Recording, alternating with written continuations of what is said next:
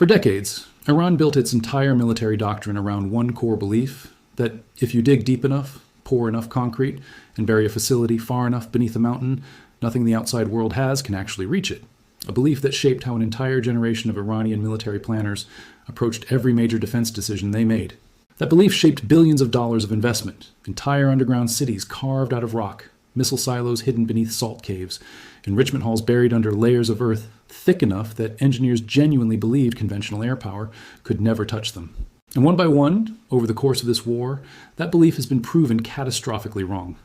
From Fordo to Natanz, from a hardened command bunker in the heart of Tehran to a missile city buried beneath the mangroves of Keshem Island, the United States has spent months demonstrating that depth is not the same thing as safety, and that no matter how far underground Iran hides its most valuable weapons, there is a bomb built specifically to find them anyway. So today, we're going deep, literally, into exactly how Iran built this underground doctrine in the first place, what it actually looked like from the inside, how the technology behind these bunker-busting strikes actually functions, and how American forces have methodically dismantled site after site that Tehran spent decades convincing itself was untouchable. Stick around to the end, because the pattern here tells you something much bigger about how this entire war has actually been fought, and it changes the way you should read every future headline about strikes deep inside Iranian territory. And if you want to keep following this story as it develops, go ahead and hit subscribe now, because there's a lot more to cover. Let's start with why Iran went underground in the first place, because this wasn't some accident of geography. It was a deliberate, decades-long strategic choice. Iranian military planners have watched for years as Israeli and American air power demonstrated the ability to strike almost anything sitting on the surface with extraordinary precision. And rather than trying to compete with that kind of technological edge directly, Iran made a calculated bet that the safest place to build anything genuinely valuable, its nuclear program, its most sensitive missile stockpiles, its most important command infrastructure, was somewhere no bomb could physically reach in the first place. That's the entire logic behind facilities like Fordo, built into the side of a mountain near the city of Qom specifically, so that even if its existence became known, even if its coordinates were sitting on every intelligence agency's target list in the world, actually destroying it would require a weapon that simply didn't exist yet. For years, that bet looked like it was paying off. Fordo sat there, protected by layers of rock, its centrifuge halls spinning away, and the international community argued endlessly about sanctions and inspections because a military solution looked, for a long time, genuinely implausible. That changed with the development of the GBU-57 Massive Ordnance Penetrator, a 30,000-pound precision-guided bomb that stands as the single heaviest non-nuclear weapon in the entire American arsenal, and its entire purpose for existing traces directly back to facilities exactly like Fordo. This is a weapon that took roughly 15 years to develop, purpose-built around one very specific design requirement, being able to punch through layer after layer of rock and reinforced concrete before finally detonating deep underground, in a chamber a conventional bomb could never come close to reaching. Its first real combat use came during an earlier operation, when 7 B-2 Spirit stealth bombers flew a mission that had been essentially theorized about for over a decade, dropping 14 of these bombs across Iran's two most heavily fortified nuclear sites, Fordo and Natanz. That mission became the proof of concept for everything that followed in this war, the moment Iranian planners had to confront the fact that the one place they'd bet everything on being unreachable had just been reached. Now, here's something worth understanding about how these strikes actually work, because it's more technical and more fascinating than people usually realize. A weapon like the GBU-57 doesn't detonate on impact the way most bombs do. It's built to survive the shock of punching through dozens of meters of rock and concrete completely intact, using its sheer mass and a hardened penetrating casing to keep driving downward through material that would tear apart almost any other munition, and only once it's reached the specific depth, where its fuse determines the target chamber actually sits, does it finally detonate. That detonation happens with the explosive charge inside doing its work in an enclosed space deep underground, which actually makes the resulting blast far more destructive to whatever's inside that chamber than a similarly sized explosion happening out in open air, because the shockwave has nowhere to dissipate, it just tears through the enclosed structure instead. Estimates suggest this weapon can punch through somewhere in the neighborhood of 60 meters of packed earth, or around 18 meters of solid concrete, numbers that explain exactly why facilities built specifically to survive conventional airstrikes were never actually built to survive this. And here's where it gets genuinely interesting, because Fordo wasn't the only site that had to reckon with this weapon, and Iran didn't just accept the loss and move on. It adapted, or at least tried to. Reporting and satellite imagery analysis identified another facility months later, a site known as Taligan II, located near the Parchin military complex. that had been recently and deliberately hardened in the months leading directly up to this current conflict, encased in fresh concrete and then buried under additional layers of soil, almost certainly a direct response to watching what happened at Fordo and trying to build something that could actually withstand a follow-up strike. That preparation didn't work either. Satellite imagery from earlier this year showed the site had been struck and significantly damaged despite the reinforcement, which tells you something important about the entire arms race playing out underground throughout this war, Iran pouring more concrete and burying things deeper, and American forces consistently proving that whatever depth Iran manages to reach, the weapon built specifically to solve that exact problem can still get there. But the underground story in this war goes well beyond just the nuclear program, because Iran built this same doctrine into its actual military command structure too, and one of the clearest examples of that came with a strike on a hardened IRGC command bunker in Tehran's Jamaran district. Intelligence had identified a large concentration of senior Revolutionary Guard commanders gathered inside that facility, a bunker built specifically to survive exactly this kind of scenario, and the response required fusing together some of the most demanding categories of military operation there are, launching B-2 bombers on a round-trip mission stretching more than 36 hours out of an airbase in Missouri, retasking that mission mid-flight based on intelligence that hadn't even existed when the aircraft first took off, and delivering that strike while American forces were simultaneously running a separate, high-risk operation elsewhere in the country to recover the crew of a downed fighter jet. Iranian state media tried to claim afterward that the strike had actually missed its target, but independent reporting cross-referenced across multiple outlets confirmed the bunker had been heavily damaged, consistent with a pattern that's repeated throughout this entire war, Iran publicly minimizing the damage from these strikes, while satellite imagery and independent verification tell a very different story. Then there's Keshem, which might be the single most fascinating example of this entire underground doctrine, because it isn't really a facility in the traditional sense at all, it's closer to an entire hidden city. Sitting just off Iran's southern coast near Bandar Abbas, underneath the island's natural salt caves and mangrove forests, the IRGC spent years carving out a sprawling network of tunnels, specifically designed to store and launch anti-ship missiles, tucking that capability beneath what is, somewhat ironically, one of the most ecologically unique locations in the entire Middle East, a site recognized internationally for its migratory bird habitats, sitting directly above tunnels packed with weapons built to sink warships. The island also hosts docking facilities for Iran's fast attack boats, the small, swarm-capable vessels used throughout this war to harass commercial shipping in the Strait of Hormuz, giving Iran the ability to disperse both its missile capability and its naval assets into a single, deeply concealed location, rather than concentrating them anywhere an airstrike could take out in one pass. That's the entire genius and the entire flaw of this kind of underground doctrine in a single example. Because concealment only works as long as it stays concealed, and once intelligence agencies map out exactly where those tunnels run and where those docking bays sit, the natural rock formations that once provided cover become nothing more than a slightly deeper hole to punch through. It's also worth taking a moment to put this weapon in context against the other heavy ordnance that gets talked about throughout this war, because the terminology can get confusing if you're not tracking the differences closely. People sometimes lump the GBU-57 together with the massive Ordnance Air Blast Bomb, commonly known as the Moab, since both carry similarly staggering weight classifications, and both have earned a reputation as some of the largest non-nuclear weapons in the American arsenal. But they're actually built for almost opposite purposes. The Moab is a general-purpose blast weapon, designed to detonate at or near the surface and produce an enormous overpressure wave across a wide area, effectively a weapon of area destruction rather than precision penetration. The GBU-57 does the opposite. It's built to punch through everything above a target first and only detonate once it's already deep underground, trading blast radius for the ability to physically reach something no surface weapon could ever touch. That distinction matters enormously for understanding why facilities, like the ones we're discussing, required this specific weapon rather than any other option sitting in the American arsenal, because a facility built specifically to survive surface detonations, buried under reinforced concrete and packed earth, simply isn't vulnerable to a Moab-style blast, no matter how large that blast might be. You need something engineered from the ground up to get underneath the target before it ever goes off, and right now, this remains essentially the only weapon on the planet built to do exactly that at this scale.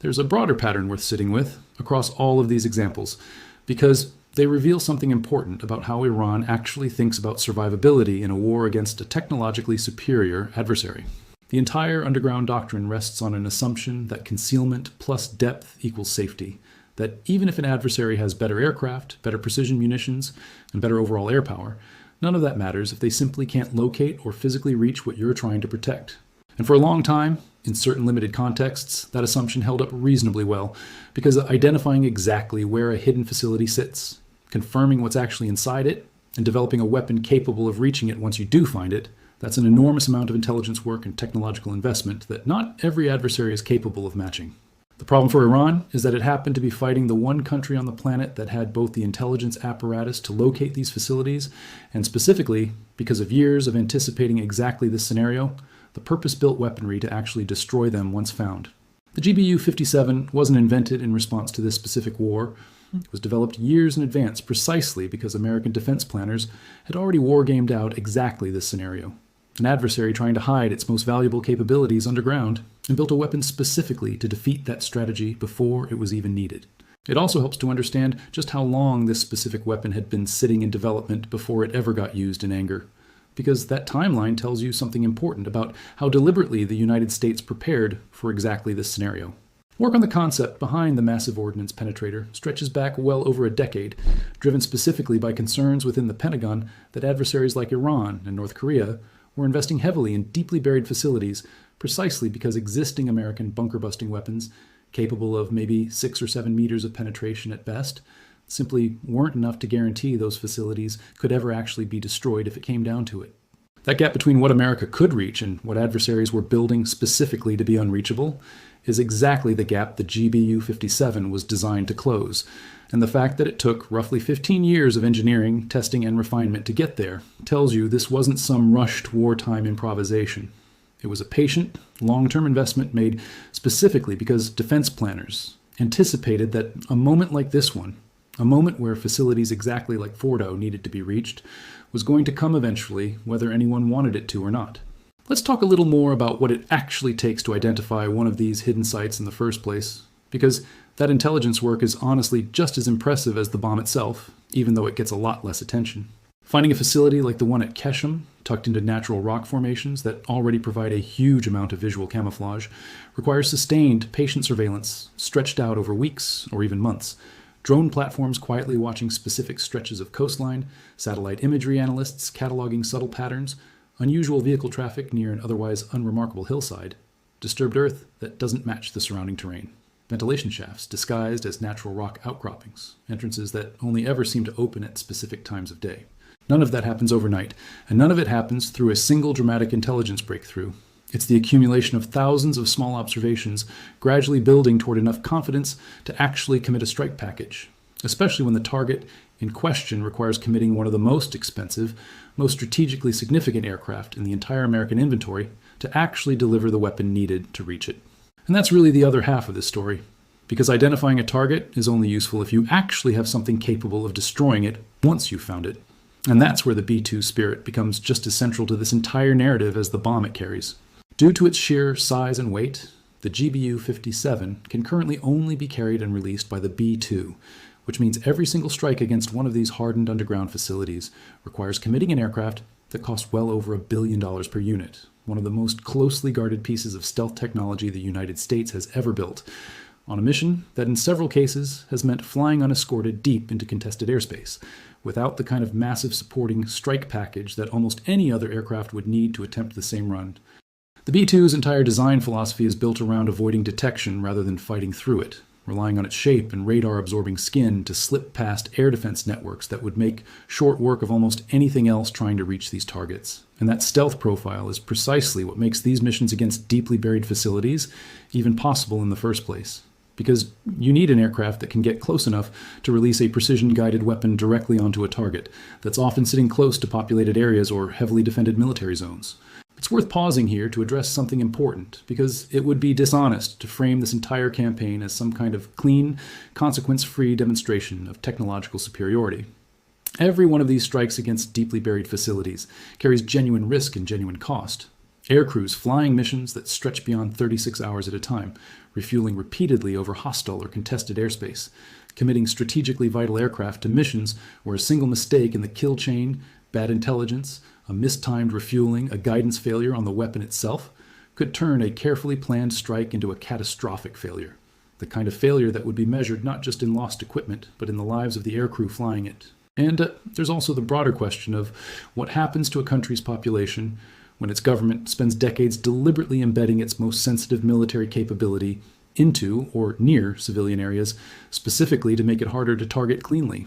Facilities like the tunnel network under Keshem sit close enough to populated areas and ecologically significant sites that the human and environmental cost of these strikes extends well beyond the immediate military target, a direct consequence of choosing concealment inside populated regions as a defensive strategy in the first place, rather than the kind of clear separation between civilian and military infrastructure that would have limited exactly this kind of collateral risk. There's also a coalition and diplomatic dimension worth bringing into this picture, because a strike against something as significant as a hidden nuclear enrichment facility or a senior command bunker doesn't just register as a military event, it registers internationally as well. Every time one of these underground sites gets confirmed as destroyed, it reshapes the conversation happening among international inspectors, regional governments, and energy markets alike. Because a facility that was previously the subject of years of diplomatic argument about inspections access and enrichment levels suddenly becomes a much simpler, much starker fact on the ground. Regional partners watching from the sidelines have their own reasons to track this closely too,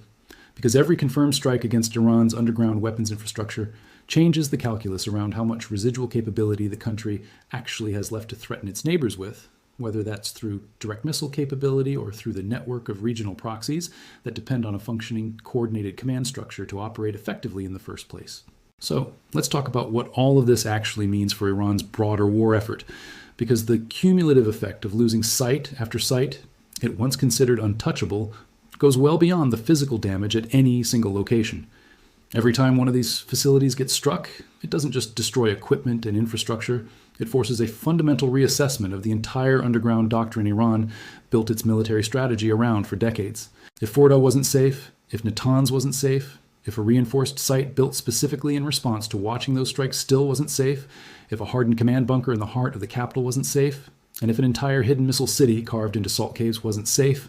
then the fundamental premise Iranian military planners operated under for years, that depth and concealment could substitute for actually matching American air power directly, starts to look less like a clever strategic workaround and more like an expensive, decades-long miscalculation. That's a genuinely difficult thing for any military establishment to psychologically process in the middle of an active war. Watching the foundational assumption your entire defensive doctrine rested on gets systematically dismantled one facility at a time, while still needing to project confidence and continue operating as though the next facility, the next bunker, the next tunnel network will finally be the one that holds. There's also a psychological dimension to all of this that's easy to overlook if you're only counting destroyed facilities, because Iran's underground doctrine was never purely about physical protection. It was also about projecting a sense of permanence and inevitability to its own population and to the wider region. A nuclear program buried under a mountain, a missile network hidden beneath salt caves, a command structure operating out of bunkers built to survive anything, all of that was meant to send a message that Iran's military capability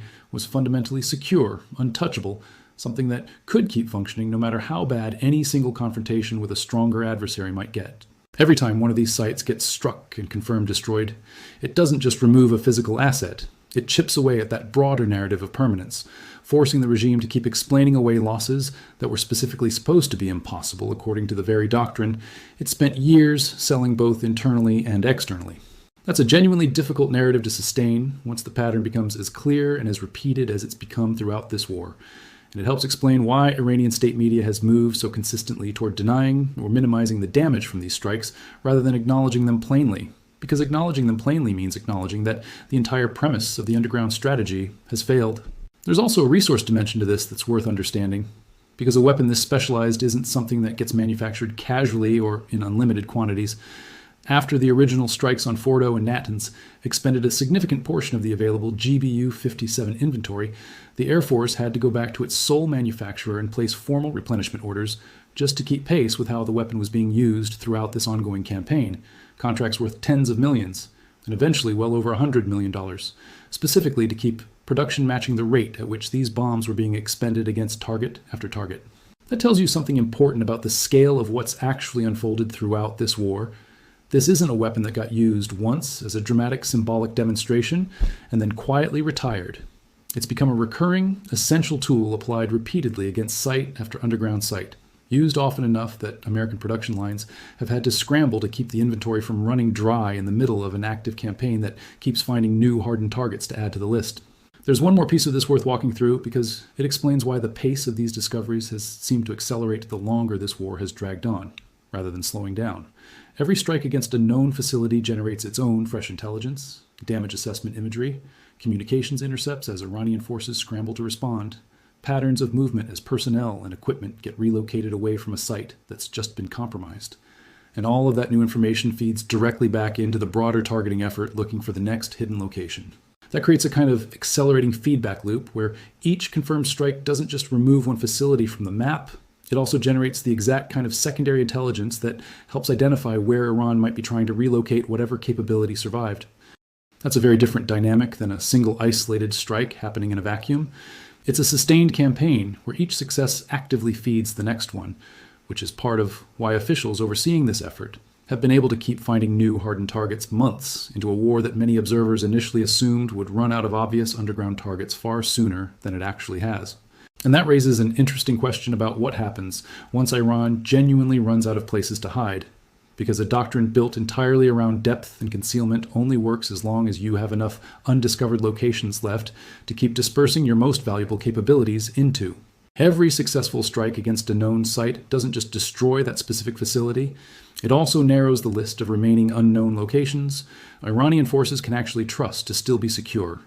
because the same accumulating intelligence picture that found the last hidden facility keeps getting sharper and more comprehensive with every strike that came before it. That's precisely the dynamic playing out across this entire war. A slow and methodical narrowing of the map, facility by facility, tunnel network by tunnel network, until the fundamental question stops being whether the United States can find and destroy any given underground site Iran has built, and starts becoming how many genuinely secure locations Iran actually has left before the entire underground doctrine simply runs out of road. It's also worth acknowledging the honest limits of what any of this actually proves, because destroying a known facility is not the same thing as being certain there isn't another one still sitting undiscovered somewhere else along that same coastline or under that same mountain range. Iran has had decades to build this underground network, and it would be naive to assume that every single site worth striking has already been found and destroyed simply because several high-profile examples have been. The intelligence picture behind this entire campaign keeps improving with every strike, but it's still an incomplete picture, and the honest way to think about this ongoing effort is as a steady, grinding process of elimination rather than some finished, fully mapped-out victory. That distinction matters for understanding why officials overseeing this campaign keep describing it in terms of sustained, ongoing pressure rather than a single decisive operation that wraps the underground threat up entirely. Because everyone involved understands there's almost certainly more still buried out there than what's already being confirmed destroyed. It's worth thinking, too, about how differently this campaign has unfolded compared to what most people probably expected when this war first started. A lot of early predictions imagined this conflict being decided primarily through open naval engagements, through missile exchanges in the air over the Persian Gulf, through the kind of dramatic, visible confrontations that dominate headlines and generate the most immediate footage. What's actually defined this war just as much, if not more, has been this slower, quieter contest playing out underground, a patient intelligence campaign methodically stripping away Iran's belief that concealment could substitute for actual military parity. That's a much less cinematic story than a dogfight or a missile intercept, but arguably a far more consequential one, because it strikes directly at the foundation Iran built its entire long-term survival strategy around, rather than just degrading whatever forces happened to be visible and exposed on any given day. So here's the honest assessment of where all of this leaves things. Iran's underground strategy wasn't some naive miscalculation from the very start. It was a genuinely sophisticated response to a real and difficult problem. How does a country facing a technologically superior adversary protect its most valuable military capabilities without being able to match that adversary's air power directly? For years, that strategy bought Iran real strategic value, forcing endless debate about whether a military solution to its nuclear program was even feasible, and giving its coastal defense network enough concealment to keep threatening shipping through the Strait of Hormuz far longer than a more exposed conventional military posture would have allowed. But the entire strategy depended on one critical assumption holding true, that no adversary would ever develop both the intelligence capability to find these facilities and a weapon powerful enough to destroy them once found. The United States spent years anticipating exactly this scenario and building precisely the tools needed to defeat it, and this war has become the proving ground where that entire underground doctrine has been tested, site by site, and found wanting every single time. So where does this actually go from here? If the pattern holds, and everything we've walked through across Fordo, Natanz, Taliban II, the Jamaran bunker, and the tunnel network beneath Keshem all points toward the same conclusion, expect Iran to keep trying anyway, because the alternative, openly abandoning the underground doctrine it's invested decades and untold billions of dollars into, isn't really something any military establishment gives up easily, even after repeated, humiliating failures. Expect continued attempts to build deeper, harder, more elaborately concealed facilities, and expect continued American strikes proving that whatever depth Iran manages to reach next, there's a weapon and an intelligence apparatus already built, specifically to reach it too. The lesson sitting underneath every one of these strikes is genuinely simple.